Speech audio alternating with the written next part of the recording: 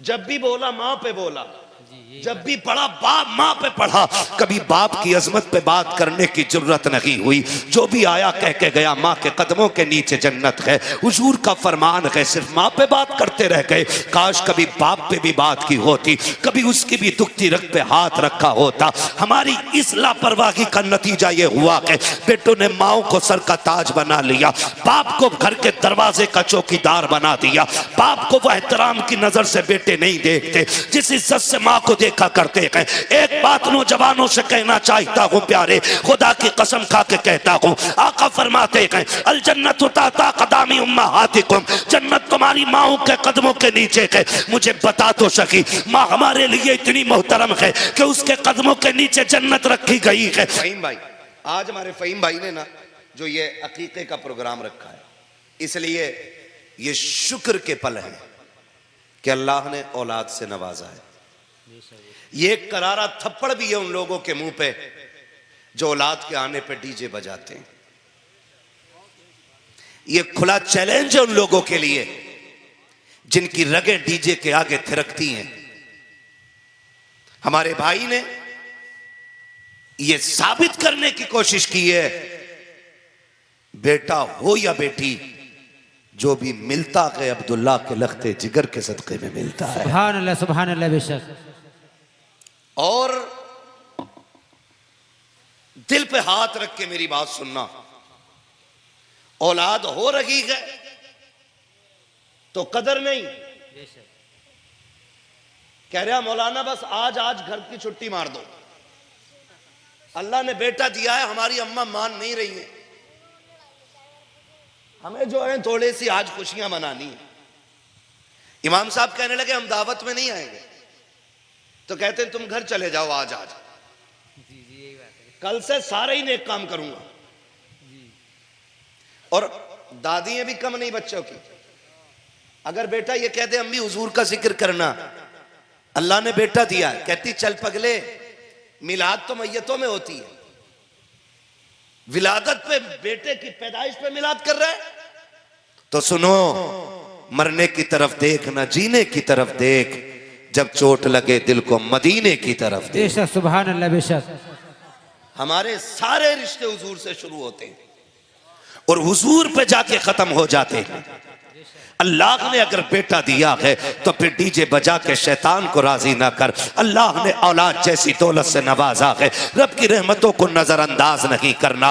तुम नहीं जानते हो जिनकी गोदें खाली होती हैं, औलाद नहीं होती है, खुदा की कसम बंगले होते हैं खुशियां नहीं होती, गाड़ियां होती हैं खुशियां नहीं होती, ऐश होता है खुशियां नहीं होती है, दौलत होती है खुशियां नहीं होती है, शौकत होती है खुशियां नहीं होती है, हजार चाहने वाले होते हैं, आंगन खाली होता है खुशियां नहीं होती है। जाओ जाकर के उनसे पूछो जिनके आंगन में औलाद नहीं है, किस चौखट पे जाके भीख नहीं मांगते हैं। किसी ने कहा फला दरगाह पे झाड़ू चढ़ा दे अल्लाह औलाद दे देगा, बाप ने जाकर के मन्नतें मानी, औलाद ना मिली। फिर किसी डॉक्टर का पता चला, लाखों रुपए लगा दिए फिर भी औलाद ना मिली। फिर किसी हकीम का पता चला, लाखों रुपए में आग लगा दी फिर भी औलाद ना मिली। पूरी जिंदगी तड़पते रह गए। एक ही सवाल था, मालिक बेटा ना दे, कम से कम चिराग जलाने के लिए एक बेटी अता फरमा दे। मैं कहना ये चाहता हूँ, अगर औलाद की कदर नहीं है तो बे औलाद से पूछो औलाद कितनी बड़ी नेमत है, और अगर दे दी है तो फिर शैतान को राजी ना करो, ऐलान कर दो औलाद खुदा की रहमत है, इसलिए राजी भी खुदा ही को किया जाए। नारे तकबीर, नारे रिसालत, नारे गौसियत, मुफ्ती हम्माद रजा साहिब किबला, नारे तकबीर। सुभान अल्लाह, बहुत खूब हजरत, माशाअल्लाह।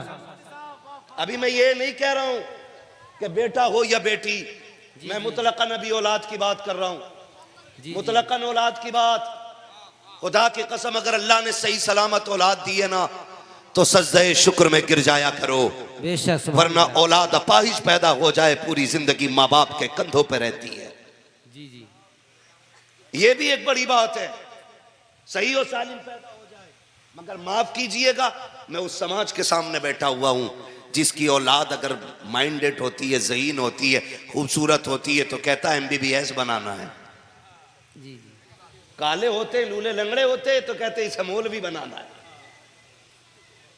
हाँ, मैं उस कौम के सामने बैठा हूं अल्लाह ने दौलत दे दी है ना, दौलत दे दी है तो कह रहा ना आईएएस बनाऊंगा। और दीन की तरफ कौन बढ़ रहा है? मजदूर के बच्चे, गरीब के बच्चे।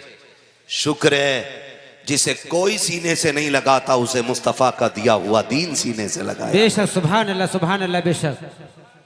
हम कोई लावारिस तो नहीं है ना, नहीं। खुदा ने ऐसा दीन अता किया है कि जब दुनिया का ठुकराया हुआ इंसान मायूस होके किसी कोने में बैठता है ना, फिर हुजूर की रहमतें आवाज देती हैं। बेशक सुभान अल्लाह। आप कहेंगे मौलवी गलत कह रहा है, पूरे चैलेंज और गारंटी के साथ कहता हूं, जाओ दुनिया के इंग्लिश मीडियम स्कूल देख लो, जितने भी वीआईपी स्कूल हैं जाके चेक करो, जाओ जाकर के देखो। अभी पहला दिन एडमिशन का होता है, कंडीशन ये होती है 1800 रुपए ड्रेस की फीस जमा हो रही है, 600 रुपए जूते के जमा हो रहे हैं, 3000 कोर्स के जमा हो रहे हैं, 5000 वैन गाड़ी के जमा हो रहे हैं। उसके बाद तुम मदरसा स्कूल के अंदर आ सकते हो। मुझे बता तो सकी, जिस बाप की कुल कमाई 300-400 रुपए पर डे होगी, वो अपने बच्चों के ऐसे शौक कहां पूरे कर सकता है? स्कूल वाले धक्का दे देते हैं, पहले फीस दोगे तब बच्चा स्कूल में आएगा, पहले ड्रेस का पैसा जमा करोगे तब आपके बच्चे के हाथ में स्कूल में आने की इजाजत का सर्टिफिकेट दिया जाएगा, पहले कोर्स खरीदोगे तब जाके तुम्हारा बच्चा स्कूल में आएगा। सलाम करो आका की रहमतों को, सलाम करो इन दीन फैलाने वाले उलमा को। तुम्हारे बच्चे के पैर में जूते नहीं हैं, कभी मदरसे से धक्का नहीं दिया जाता, उसके पास खरीदने के किताब के पैसे नहीं हैं, कभी मदरसे से नहीं निकाला जाता, उसके पास खरीदने के लिए अपने कपड़े नहीं हैं, मगर कभी निकाला नहीं गया। निकाल भी कौन सकता है? अमीर ज़ादे अपनी अमीरी दिखाते हैं और मुस्तफा की चौखट पे बनने वाले आका के किरदार का लोगों को मंजर दिखाते हैं। कल नबी ने गरीबों को सीने से लगाया था, आज ये मदरसे वाले गरीबों को सीने से। सुभान अल्लाह। नारे तकबीर, नारे रिसालत, नारे गौसियत, मसलक आला हजरत मुफ्ती हम्माद रजा साहिब किबला, नारे तकबीर। सुभान अल्लाह, बहुत खूब माशाअल्लाह हजरत, माशाअल्लाह बहुत खूब। मैंने पूछा भाई अल्लाह ने कितने बच्चे दिए? खुशी की बात सुनी, मैंने कहा मुझे बताया गया 4 बेटी अता की, अल्लाह ने 2 बेटे अता फरमाए। बेशक सुभान अल्लाह। अल्लाह सबको बेटे भी अता करे, अपने करम से बेटियां भी अता करे। आमीन। हाँ, अल्लाह बेटे भी अता करे और बेटियां भी अता करे। बेटे नेमत होते हैं, बेटी खुदा की रहमत होती है। माशाअल्लाह, वाह। बेटे नेमत होते हैं, बेटी खुदा की रहमत होती है। बोले सारे, बेटी खुदा की रहमत होती है।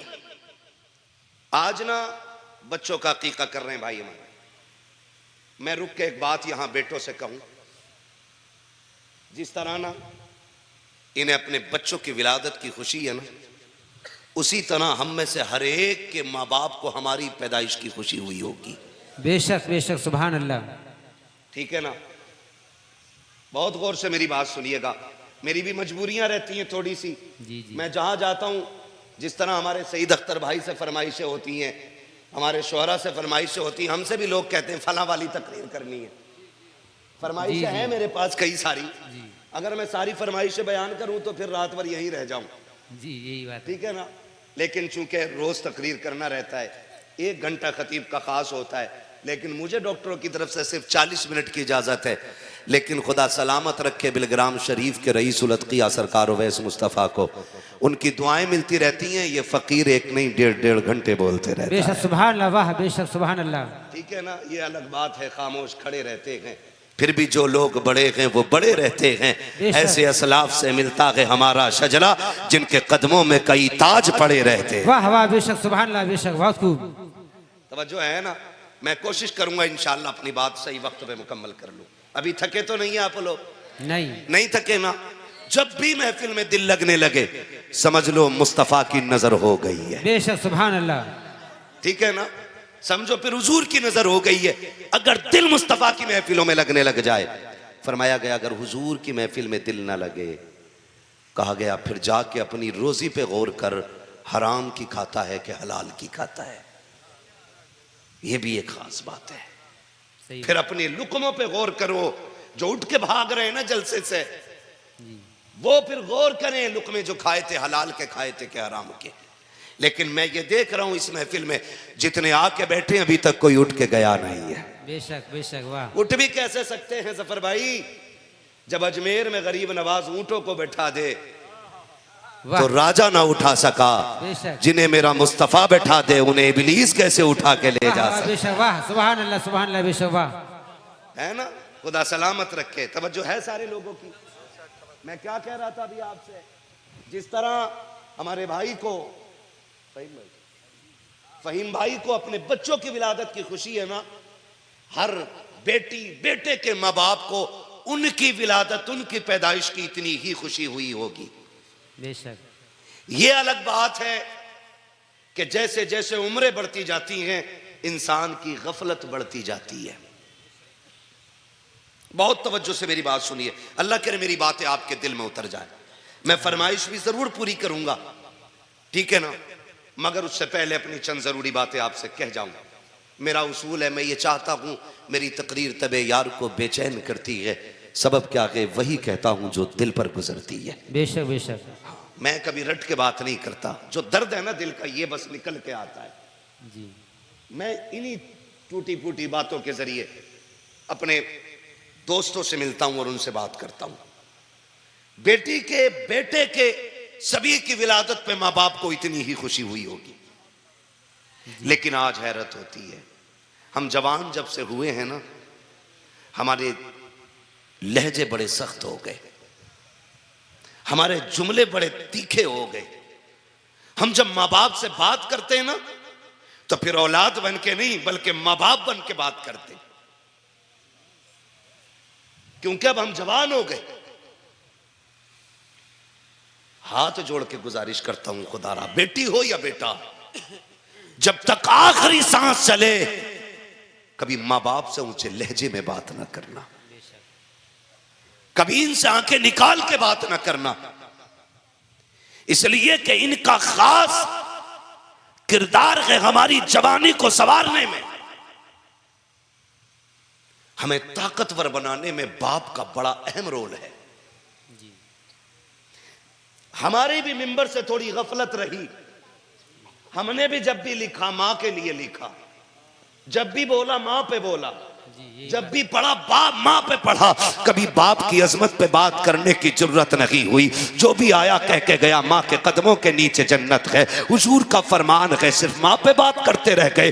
काश कभी बाप पे भी बात की होती, कभी उसकी भी दुखती रग पे हाथ रखा होता। हमारी इस लापरवाही का नतीजा ये हुआ कि बेटों ने माओ को सर का ताज बना लिया, बाप को घर के दरवाजे का चौकीदार बना दिया, बाप को वह एहतराम की नजर से बेटे नहीं देखते जिस इज्जत से मां को देखा करते हैं। एक बात नौजवानों से कहना चाहता हूं प्यारे, खुदा की कसम खा के कहता हूं, आका फरमाते हैं अल जन्नत ताता कदामी उम्महातिकुम, जन्नत तुम्हारी माओं के कदमों के नीचे है। मुझे बता तो सकी, माँ हमारे लिए इतनी मोहतरम है कि उसके कदमों के नीचे जन्नत रखी गई है, मगर तू जानता है ये भी आका ने कहा है जब कोई औरत अपने शोहर के कपड़ों का एक धब्बा मुस्कुरा के साफ करती है, अल्लाह एक धब्बा साफ करने के बदले में उसे 70 नेकी है। मुझे बता तो सकी, जिसके जूता साफ करने में जिस माँ को खुदा 70 नेकियां देता है, अरे सोच अगर माँ का ये मकाम है तो फिर उंगली पकड़ने वाले बाप का मकाम क्या रहा। नारे तकबीर,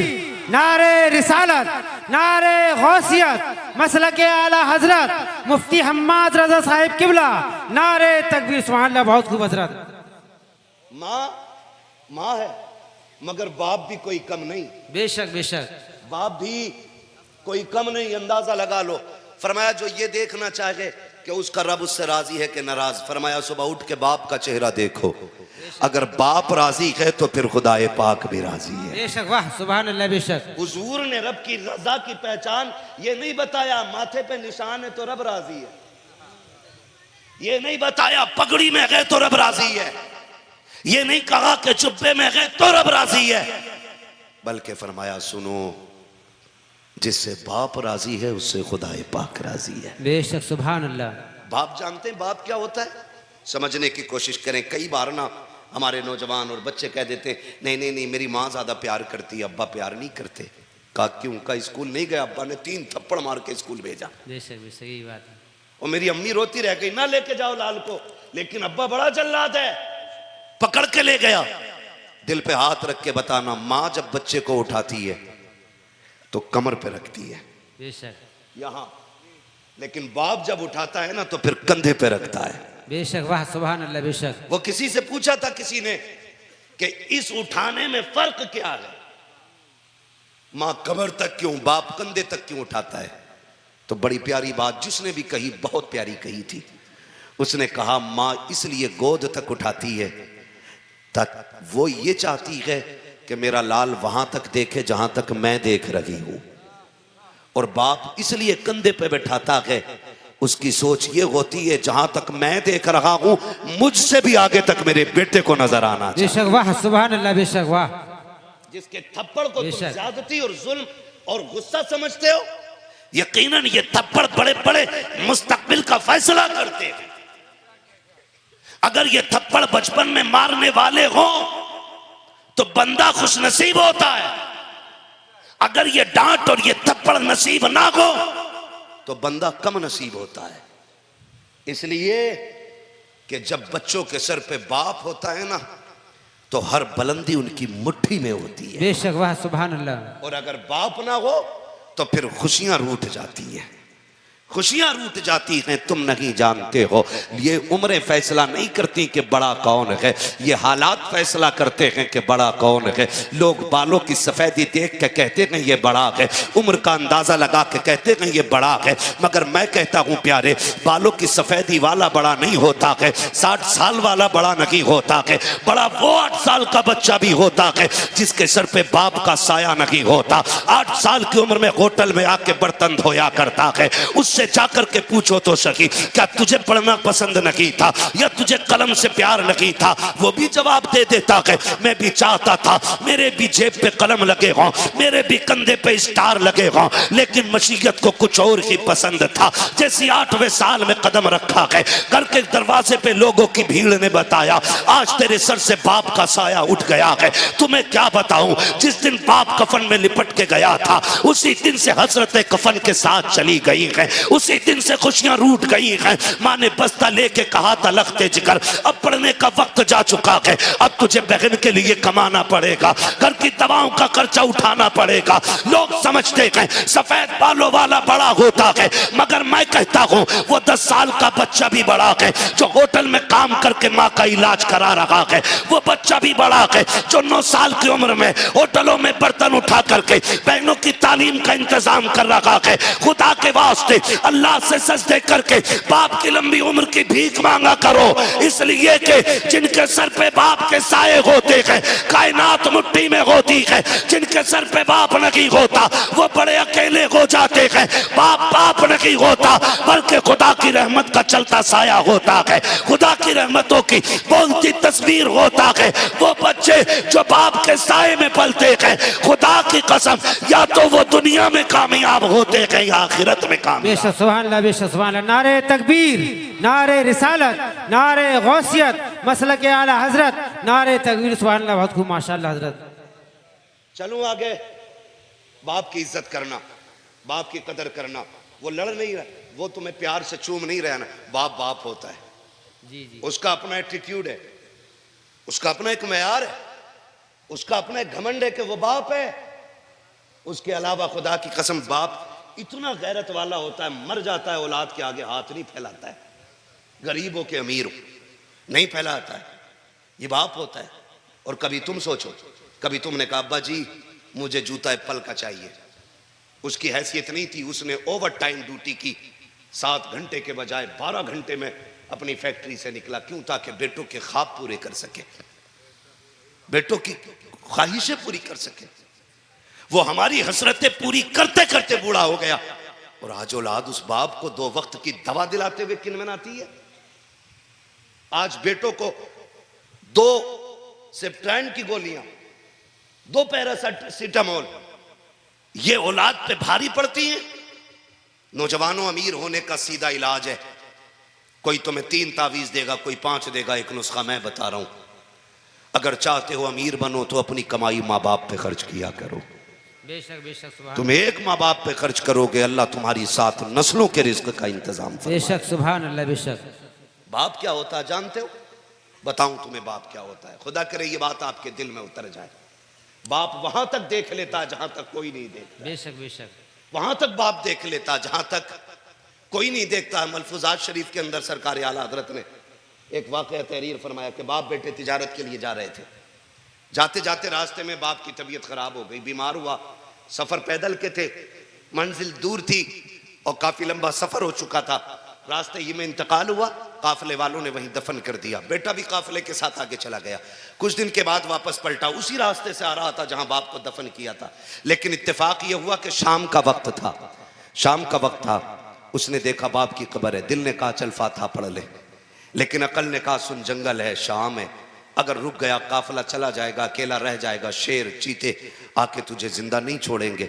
इस डर से बेटा चल दिया।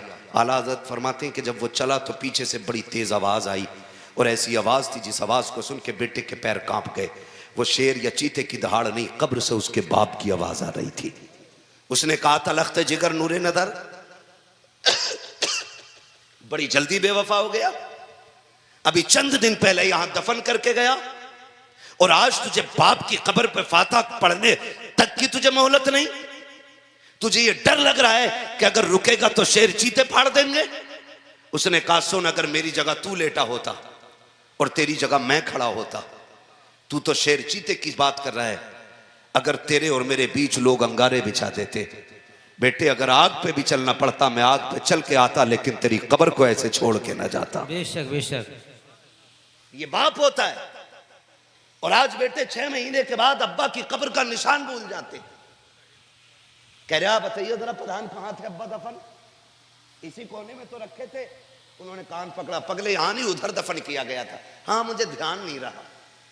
जिस दौर में बेटों को बाप की कब्र के निशान याद ना रखे, समझ लो फिर कयामत करीब आ गई है, अब दूर नहीं है।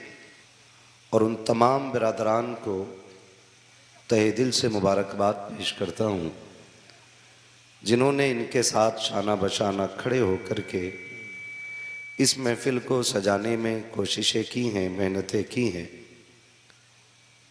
और उन तमाम अहबाब को जिन्होंने इस महफिल में बैठ करके इस महफिल को अपनी कामयाबियों के साथ इस मकाम तक पहुंचाने की कोशिश की है। अल्लाह रब्बुल इज़्ज़त हम सब की कोशिशें, काविशें, मेहनतें, हाज़िरी अपनी बारगाह में कबूल फरमा ले और अपने करम से मौला इस महफिल को हम सब के लिए ज़रिया निजात बना दे। आमीन। हज़ारों साल नरगिस अपनी बेनूरी पे रोती है, बड़ी मुश्किल से होता है चमन में दीदावर पैदा। अभी आपने बड़े खूबसूरत लबो लहजे में जो शहर बरेली का मुनफरिद लहजा है, जिसको हिंदुस्तान में ज़फ़र बज़मी के नाम से जाना और पहचाना जाता है, उनसे बड़े खूबसूरत अशार और बेदार करने वाली नकाबत मुलाहिज़ा फरमाई। उनसे पहले आपने अपने ख़तीब व इमाम हज़रत अल्लामा मौलाना रिज़वान साहिब क़िबला, उनसे कम वक्त में बड़ी नसीहत आमेज़ गुफ्तगू सुनी। उनसे पहले जोखनपुर को पूरे हिंदुस्तान में मशहूर करने वाली शख्सियत हमारे भाई सईद अख्तर जोखनपुरी, उनसे नात व मनक़बत के अशार सुने। मिंबर रसूल पर ये जितने उलमा तशरीफ़ फरमा हैं, ये सब के सब हमारे सरों के ताज हैं। ये इनकी मेहरबानी है कि इन सब ने अपना वक्त यूं समझें कि हमारे लिए कुर्बान कर दिया है, वरना यकीनन इनमें से हर शख्स माइक पे तकरीबन बात करना जानता है और एक दो बात तो हर कोई आपसे नसीहत के तौर पे, मोहब्बत के तौर पे कह सकता था, लेकिन इन सभी ने अपना वक्त इसलिए कुर्बान किया ताकि आज हम और आप आमने सामने बैठ करके थोड़ी ज़्यादा गुफ्तगू कर सकें। हमारे वो इमाम साहब, क्या नाम है उनका, हज़रत हाफिज़ व क़ारी मौलाना साकिब रज़ा साहब, इनकी मोहब्बतें, इन्होंने भी वक्त कुर्बान किया। और ये ना समझे मौलाना रिजवान साहब 10 मिनट बोलें तो अपना वक्त पूरा कर गए। यकीनन इन्होंने भी वक्त की कुर्बानी दी है। घंटा 1.5 घंटा बोलने वाला बंदा अगर 10 मिनट बोल के हट जाए तो उसकी भी बड़ी कुर्बानी है। ये सारे हमारे सरों के ताज हैं। और आप सलामत रखे खुदा आपको। आप भी अपने आप को हल्के में मत लेना, इसलिए कि महबूब की महफिल को महबूब सजाते हैं, आते हैं वही जिनको सरकार बुलाते हैं। सुभान अल्लाह, सुभान अल्लाह। यहाँ जितने लोग भी आए हुए हैं, सारे लोग हुजूर की दावत पे आए हुए हैं। ये अलग बात है कि दस्तरखान भाई फ़हीम के आंगन में बिछा है, लेकिन जितनी नेमतें इससे मिलेंगी सब मदीने वाले के खजाने की होंगी। ये बात जहन में रखिएगा। तो मैं आप सबको मुबारकबाद पेश करता हूं कि अगर हम यहां ना होते तो या तो सो रहे होते, और अगर जागते होते तो मोबाइल चला रहे होते, कोई गेम खेलता होता, कोई वीडियो देखता होता। अलगरज ये कि ये कीमती वक्त ऐसे ही गुजर जाता। लेकिन रब ने करम किया कि सुनाने के लिए हम लोगों का इंतखाब हुआ और सुनने के लिए आप लोगों का इंतखाब किया गया है। और ये सारी मेहरबानियां रब की हुजूर के सदक़े में हो रही है। आला हज़रत फरमाते हैं, वो जो न थे तो कुछ ना था, तो कुछ न था। ये मेरे सामने बच्चे बैठे हुए हैं, मैं इन बच्चों से एक बात कह लूं मेरे लाल, जिन बच्चों के माँ बाप अच्छे होते हैं वो हुजूर की महफिल में आके खेल में नहीं लगते हैं। अब आप अगर कितने खूबसूरती से कुछ बच्चे बैठे हुए हैं, एक दो बच्चा बात कर रहा था, मैं सिर्फ उसे समझाने के लिए बात कह रहा हूं, इशारा नहीं करूंगा वो बच्चा कौन है, मगर मैं बच्चों को समझा लूं कि आपकी हरकतें और आपके कामों से आपके बाप का, माँ का अच्छा या गलत होने का पता चल जाता है। अच्छे माँ बाप की औलाद हुजूर की महफिल में अदब से बैठा करती है। अब ये फैसला आपको करना है कि हम क्या समझें, आपके वालिदैन अच्छे हैं या बहुत अच्छे हैं। आप बताओ कैसे हैं, अच्छे हैं कि बहुत अच्छे हैं? बच्चे बोले, सिर्फ बच्चे, बड़े ना बोले। अभी मैं बच्चों से बात कर रहा हूं। अभी अच्छे हैं कि बहुत अच्छे हैं? कैसे हैं? अल्लाह इन माँ बाप, इन बच्चों की जबान के सदक़े में सबके माँ बाप को बहुत अच्छा बना दे। बचपना बड़ा खूबसूरत होता है, क्योंकि इसके अंदर कोई दिखावा नहीं, कोई लालच नहीं, कोई धोखा नहीं, कोई मकर नहीं, कोई फरेब नहीं, कोई 420 नहीं। जो भी होता है साफ होता है, जो भी होता है साफ होता है। और बच्चे जब बोलते हैं तो साथ में खुदा की रहमतें बोला करती हैं। जिन बच्चों ने कहा हमारे माँ बाप बहुत अच्छे, अल्लाह इनकी जबानों के सदक़े में हम सब के माँ बाप को बहुत अच्छा बना दे। आमीन कह सकते हैं आप लोग? आमीन। पैसा आप लोग ले जाएं, लेकिन मेरे साथ बोलते रहे। कई बार लोग घूर के देखते हैं, यार बड़ा पैसा आ रहा मौलवी पे, इसमें भी बड़े मसाइल हैं। अगर चाहिए तो आप ले जाएं, लेकिन मेरे साथ आमीन कह दें। अल्लाह हम सब के माँ बाप को बहुत अच्छा बना दे। आमीन। ये पैसा दे के जाने वाले लोग घर तो नहीं जाएंगे देखे, होता तो नहीं है ऐसा। कई बार इमाम साहब ऐसा होता है, 10 रुपए दिए और निकल गए इधर को, 20 रुपए दिए और निकल गए, ऐसा तो नहीं है ना। तवज्जो है, अल्लाह हम सब के माँ बाप को बहुत अच्छा बना दे। आमीन। अब मैं आपसे बस इतनी गुजारिश करूं कि जितनी देर मेरी गुफ्तगू सुने, बहुत तवज्जो से सुने। जी जी बेशक। आपने अक्सर नेटवर्क के जरिए मुझे सुना होगा। जी जी। और कई बार नौजवान कहते भी, मुझे कई भाई मिले, उन्होंने बताया कि मेरे मोबाइल में लोड है तकरीरें, ये हमारे भाई खड़े हैं, इन्होंने बताया कि मैं 2-2 घंटे भी गाड़ी चलाता हूं तो लगातार तकरीर चलती रहती है। तो मैं रब का शुक्र अदा करता हूं, अल्लाह इस लायक बना दिया कि तेरे महबूब की बातें जवानों के कानों तक पहुंचा रहा हूं। बेशक बेशक, सुभान अल्लाह। और सच्ची बात है यार, कोई घमंड नहीं, कोई तकब्बुर नहीं। औकात क्या हजरत, हम तो साइकिल पे बैठने के लायक नहीं थे, आज अल्लाह जहाज़ों में उड़ा रहा है। ये हमारा कमाल नहीं, ये मुस्तफ़ा के जिक्र का कमाल है। बेशक, सुभान अल्लाह। इसीलिए आला हज़रत फरमाते हैं, वो जो न थे तो कुछ न था। जो बरेलवी हैं वो बोले मेरे साथ, जो ना है अल्लाह उन्हें भी बरेलवी बना दे। वो जो न थे तो कुछ न था, वो जो न हो तो कुछ न हो।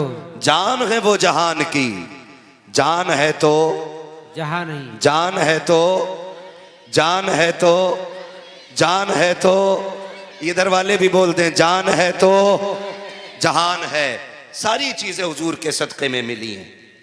ये सांसें हुजूर का सदका, ये आंखें बोल सकते हैं तो बोलें, हुजूर का सदका। जब मैं अपनी स्पीड पे आ जाऊंगा तो फिर आपको नहीं थकाऊंगा।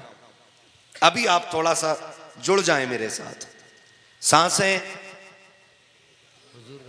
मिंबर वाले ना बोलें, मैं सिर्फ नीचे वालों से बात कर रहा हूं।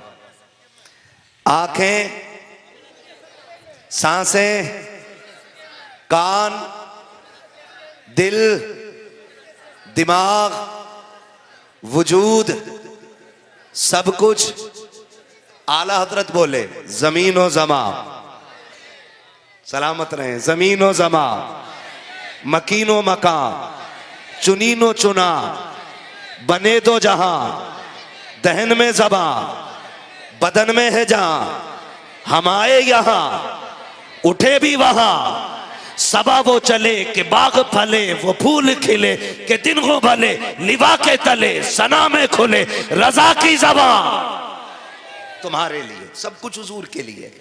आज भाई आसिफ साहब नाम है ना, भी कंधे पे स्टार लगेगा, लेकिन मशीयत को कुछ और ही पसंद था। जैसे 8वें साल में कदम रखा गए, घर के दरवाजे पे लोगों की भीड़ ने बताया, आज तेरे सर से बाप का साया उठ गया है। तुम्हें क्या बताऊं, जिस दिन बाप कफन में लिपट के गया था, उसी दिन से हसरतें कफन के साथ चली गई हैं, उसी दिन से खुशियां रूठ गई हैं। माँ ने बस्ता लेके कहा था लखते जिगर, अब पढ़ने का वक्त जा चुका है, अब तुझे बहन के लिए कमाना पड़ेगा, घर की दवाओं का खर्चा उठाना पड़ेगा। लोग समझते हैं सफेद बालों वाला बड़ा होता है, मगर मैं कहता हूं वो 10 साल का बच्चा भी बड़ा है, जो होटल में काम करके माँ का इलाज करा रहा है। वो बच्चा भी बड़ा है, जो 9 साल की उम्र में होटलों में बर्तन उठा करके बहनों की तालीम का इंतजाम कर रहा है। खुदा के वास्ते अल्लाह से सजदे करके बाप की लंबी उम्र की भीख मांगा करो, इसलिए कि जिनके सर पे बाप के साए होते हैं,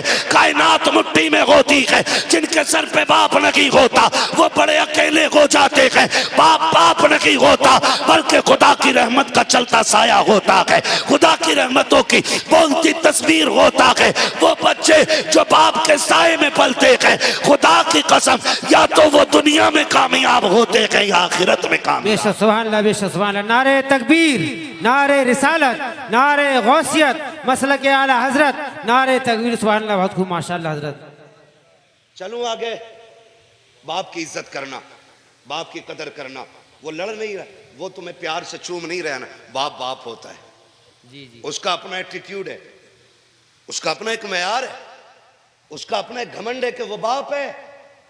उसके अलावा खुदा की कसम बाप इतना गैरत वाला होता है, मर जाता है औलाद के आगे हाथ नहीं फैलाता है, गरीब हो के अमीर हो नहीं फैलाता है, ये बाप होता है। और कभी तुम सोचो, कभी तुमने कहा अब्बा जी मुझे जूता एप्पल का चाहिए, उसकी हैसियत नहीं थी, उसने ओवर टाइम ड्यूटी की, 7 घंटे के बजाय 12 घंटे में अपनी फैक्ट्री से निकला। क्यों? ताकि बेटों के ख्वाब पूरे कर सके, बेटों की ख्वाहिशें पूरी कर सके। वो हमारी हसरतें पूरी करते करते बूढ़ा हो गया, और आज औलाद उस बाप को 2 वक्त की दवा दिलाते हुए किन मनाती है। आज बेटों को 2 सेप्ट्राइन की गोलियां, 2 पैरासिटामोल, ये औलाद पे भारी पड़ती हैं। नौजवानों, अमीर होने का सीधा इलाज है, कोई तुम्हें 3 तावीज देगा, कोई 5 देगा, एक नुस्खा मैं बता रहा हूं। अगर चाहते हो अमीर बनो तो अपनी कमाई माँ बाप पे खर्च किया करो। बेशक बेशक सुभान तुम एक माँ बाप पे खर्च करोगे, अल्लाह तुम्हारी 7 नस्लों के रिज्क का इंतजाम फरमाए। बेशक सुभान अल्लाह बेशक। बाप क्या होता है जानते हो? बताऊं तुम्हें बाप क्या होता है? खुदा करे ये बात आपके दिल में उतर जाए। बाप वहां तक देख लेता है जहां तक कोई नहीं देखता। बेशक बेशक। वहां तक बाप देख लेता जहां तक कोई नहीं देखता। मलफूजात शरीफ के अंदर सरकार आला हजरत ने एक वाक़या तहरीर फरमाया कि बाप बेटे तिजारत के लिए जा रहे थे।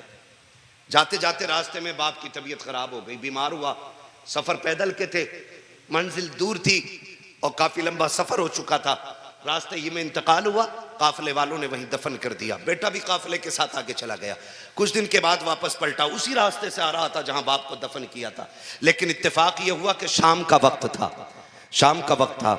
उसने देखा बाप की कब्र है। दिल ने कहा चल फातिहा पढ़ ले, लेकिन अकल ने कहा सुन जंगल है, शाम है, अगर रुक गया काफिला चला जाएगा, अकेला रह जाएगा, शेर चीते आके तुझे जिंदा नहीं छोड़ेंगे। इस डर से बेटा चल दिया। आला हज़रत फरमाते हैं कि जब वो चला तो पीछे से बड़ी तेज आवाज आई और ऐसी आवाज थी जिस आवाज को सुन के बेटे के पैर कांप गए। वो शेर या चीते की दहाड़ नहीं, कब्र से उसके बाप की आवाज आ रही थी। उसने कहा था लख्त जिगर नूरे नदर, बड़ी जल्दी बेवफा हो गया।